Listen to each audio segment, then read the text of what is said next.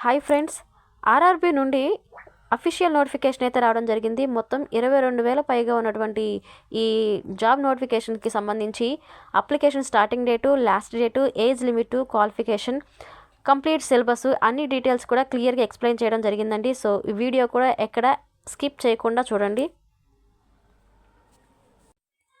Hi అండి, welcome to my channel అనుజాబ్ updates. ఈరోజు మనం ఆర్ఆర్బీ గ్రూప్ టీకి సంబంధించి అఫీషియల్ నోటిఫికేషన్ ఒకసారి చెక్ చేద్దామండి. ఇంపార్టెంట్ డేట్స్ ఏమేమి ఇచ్చారు, అప్లై చేయడానికి లాస్ట్ డేట్ ఏంటి, ఇలాంటి డీటెయిల్స్ అయితే చూద్దామండి. So opening date and time of online submission of applications. Apply చేసుకోవడానికి స్టార్టింగ్ డేట్ వచ్చేసి జనవరి 31వ తారీఖు నుంచి, లాస్ట్ డేట్ కనుక మనం చూసుకున్నట్లయితే మార్చ్ 2వ తారీఖు వరకు అయితే అప్లై చేసుకోవచ్చండి. అండ్ అలాగే last date for application fee payment for the submitted applications. ఏవైతే మనం అప్లై చేయడానికి అప్లికేషన్స్ అన్నీ డేటా అంతా ఫిలప్ చేసి ఉంటామో దానికి ఫీజు పేమెంట్ చేయడానికి లాస్ట్ డేటు మార్చ్ 4వ తారీఖు. సో మనకి ఆన్లైన్లో అప్లై చేయడానికి స్టార్టింగ్ డేట్ వచ్చేసి జనవరి 31 అండ్ అలాగే లాస్ట్ డేట్ వచ్చేసి మార్చ్ 2వ తారీఖు. అండ్ అలాగే ఫీజు పేమెంట్ చేయడానికి లాస్ట్ డేటు మార్చ్ 4వ తారీఖు అనమాట. సో ఈ డేట్ల ప్రకారంగా మనం చూసుకున్నట్లయితే మార్చి 2వ తారీఖుతో అప్లికేషన్ ఎండింగ్ డేట్ అనమాట. సో మనం ఈలోపే ఆర్ఆర్బీకి సంబంధించినటువంటి డీటెయిల్స్ అని చెక్ చేసుకొని అప్లై చేసుకోండి. అండ్ అలాగే దీనికి సంబంధించినటువంటి ఏజ్ ఎంతవరకు ఉండాలి, దీనికి సంబంధించి క్వాలిఫికేషన్ ఏంటి, అండ్ అలాగే దీనికి సంబంధించినటువంటి సిలబస్ ఏ విధంగా ఉంటుంది ఏంటి అనేది ఇప్పుడు చూద్దామండి. దీని కనుక మనం ఏజ్ లిమిట్ కనుక చూసుకున్నట్లయితే the lower and upper age limit 18 to 13 years indicated for a particular post. So మనకి ఏజ్ అనేది 18 సంవత్సరాల నుంచి 33 సంవత్సరాల వరకు ఉండాలండి. ఏజ్ గ్రూప్ ఇచ్చారు 18 సంవత్సరాల నుంచి 33 సంవత్సరాల వరకు. అన్రిజర్వ్డ్ ఈడబ్ల్యూఎస్ వాళ్ళకి 1993 నుంచి ఎవరైతే డేట్ ఆఫ్ బర్త్ ఉంటుందో వాళ్ళు అప్లై చేసుకోవచ్చండి. 1993 కన్నా ఎక్కువ అంటే 1992, 1991 అబోవ్ ఉన్న వాళ్ళు అప్లై చేసుకోవడానికి లేదండి. నుంచి బిలో ఉన్న వాళ్ళు అప్లై చేసుకోవచ్చండి, అబోవ్ ఉన్న వాళ్ళు అప్లై చేసుకోవడానికి లేదు.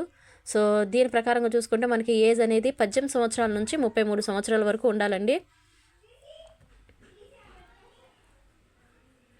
అండ్ అలాగే దీనికి గవర్నమెంట్ రూల్ ప్రకారంగా ఏజ్ రిలాక్సేషన్ కూడా అప్లై అవుతుందండి. సో ఈ డీటెయిల్స్ అన్నీ చెక్ చేసుకోవాలి.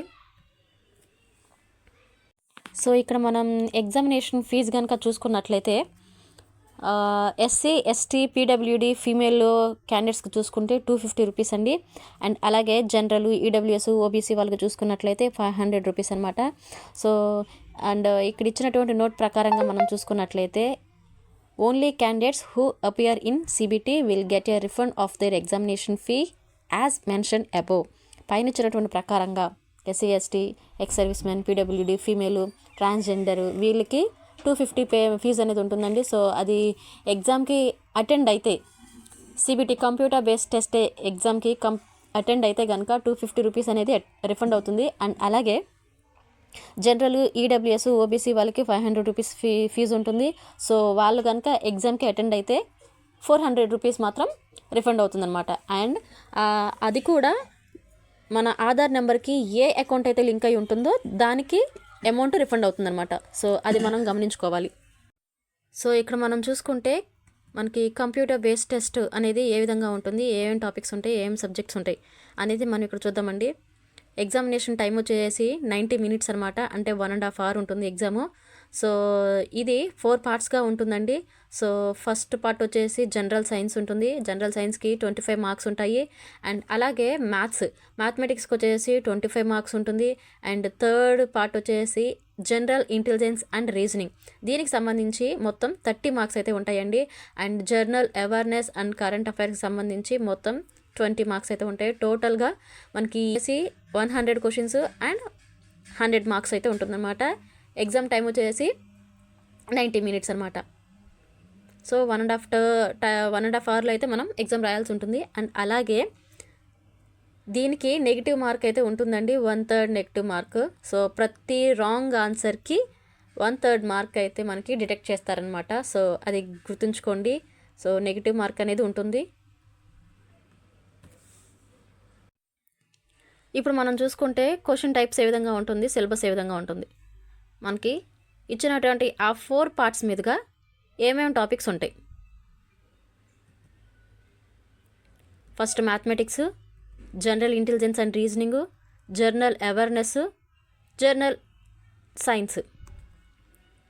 సో ఫస్ట్ వైజ్గా మనం మ్యాథమెటిక్స్ చూసుకుంటే number system, BOD, MAS, decimals, fractions, LCM, HCF, ratio and proportions, profit and loss, percentage, mensuration, time and work, time and distance, simple and compound interest, profit and loss, algebra, geometry and trigonometry, elementary statistics, square route,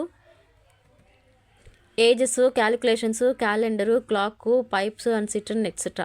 so మ్యాథ్స్కి సంబంధించి ఈ topics మీదుగా అయితే మనకి question అనేది ఉంటుందండి. And అలాగే general intelligence and reasoning. So మ్యాథమెటిక్స్కి వచ్చేసి 25 మార్క్స్ అండి. సో మనకి మ్యాథ్స్ వైజ్గా చూసుకుంటే 25 మార్క్స్ ఉంటుంది. అండ్ అలాగే జర్నల్ ఇంటెలిజెన్స్ అండ్ రీజనింగ్ దీని వైజ్గా చూసుకుంటే analogies, alphabetical and number series, coding and decoding, mathematical operations, relationships, syllogism, jumbling, Venn diagram, data interpretations. So ఈ విధంగా ఈ టాపిక్స్ అయితే మొత్తం ఉంటాయండి. Directions, statement, arguments, assumptions, reasoning. So ఈ విధంగా అయితే ఉంటుందండి. సో జనరల్ ఇంటెలిజెన్స్ అండ్ రీజనింగ్కి వచ్చేసి 30 మార్క్స్ అయితే ఉంటాయండి ఈ టాపిక్స్ మీదుగా. సో మనకి 30 మార్క్స్ అయితే ఉంటుంది దీని నుంచి. అండ్ అలాగే జనరల్ సైన్స్ కనుక మనం చూసుకుంటే physics, chemistry, science, life science of 10th standard level CBSE. So CBSE based syllabus 10th standard ఏవైతే ఉంటుందో, సో ఫిజిక్స్, కెమిస్ట్రీ, సైన్స్ ఇవన్నీ కూడా మనం ప్రిపేర్ అవ్వాలి జనరల్ సైన్స్ కింద. సో ఈ టాపిక్ వైజ్గా చూసుకుంటే మనకి మొత్తం 25 మార్క్స్ అయితే వస్తాయండి. అండ్ అలాగే journal awareness and current affairs దీని ప్రకారంగా చూసుకుంటే మనకి టోటల్ 20 మార్క్స్ అయితే వస్తాయండి. 20 మార్క్స్ అయితే వస్తాయి. సైన్స్ అండ్ టెక్నాలజీ ఉంటుంది. And sports, culture, personalities, economics, politics and any other subject of importance. So ఏవైతే ఇంపార్టెంట్ టాపిక్స్ ఏవైతే ఉన్నాయో సైన్స్ పరంగా కానీ, టెక్నాలజీ పరంగా కానీ, స్పోర్ట్స్ పరంగా కానీ, కల్చరు, పర్సనాలిటీస్, ఎకనామిక్, పాలిటిక్స్ వీటన్నిటి పరంగా చూసుకుంటే మనకి కరెంట్ అఫైర్స్ మొత్తం కింద ఈ 20 మార్క్స్ అయితే ఉంటుందండి. టోటల్గా ఈ క్వశ్చన్ పేపర్ వచ్చేసి RRB క్వశ్చన్ పేపర్ వచ్చేసి మనకి 100 మార్క్స్ అయితే ఉంటుందండి. 100 క్వశ్చన్స్ ఇస్తారు. సో అండ్ అలాగే నెగిటివ్ మార్క్స్ కూడా ఉంటుంది 1/3. సో జాగ్రత్తగా మనం వీటన్నిటిని బేస్ చేసుకొని టాపిక్స్ వైజ్గా ప్రిపేర్ అయ్యి ఎగ్జామ్ అటెంప్ట్ చేయాలండి.